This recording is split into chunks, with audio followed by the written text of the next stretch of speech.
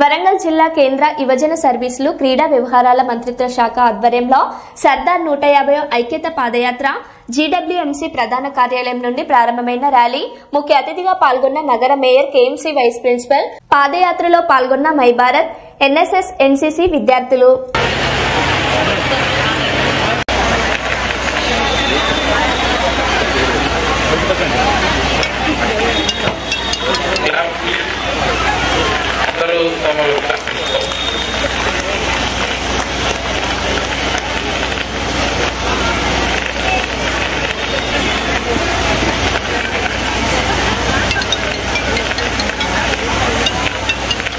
Photographer అయితే కదా photographer సరే సరే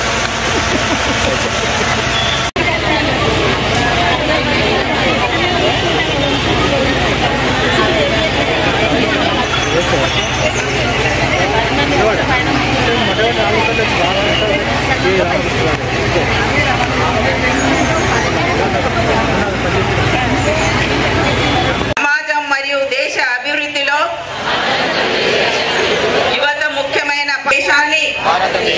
మాదక ద్రవ్యాల రహితంగా మార్చడానికి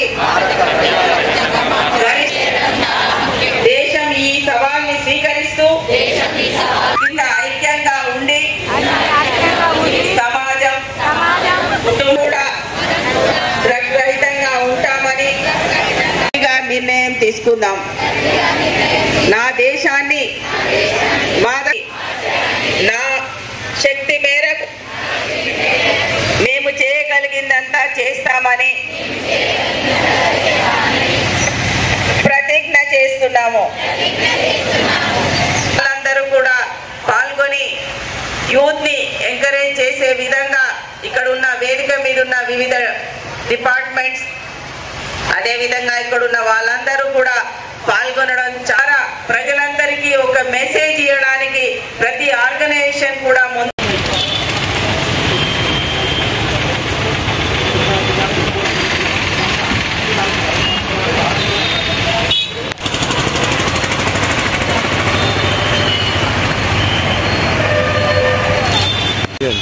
జై తెలంగాణ, జై తెలంగాణ, జై తెలంగాణ, తెలంగాణ ఐక్యత, తెలంగాణ ఉద్యమకారుల ఐక్యత, తెలంగాణ తెలంగాణ మన వీరులకు జోహార్ జోహార్, తెలంగాణ మన వీరులకు జోహార్ జోహార్, జోహార్ జోహార్. మీరు కొంచెం మెడల్. జై తెలంగాణ, కేసీఆర్ గారి నాయకత్వం, కేసీఆర్ గారి నాయకత్వం, కేసీఆర్ గారి నాయకత్వం, కేసీఆర్ గారి నాయకత్వం, కేసీఆర్ గారి నాయకత్వం. ఈరోజు దీక్షా దివాస్ సందర్భంగా మన కార్యక్రమానికి ముఖ్య అతిథిగా ఇచ్చేసిన మాజిపుర చైర్మన్ మరి యాదవ్ రెడ్డి గారు, మరో ముఖ్య అతిథి డిప్యూటీ మేయర్ హనుమంత్ దేవానంద్,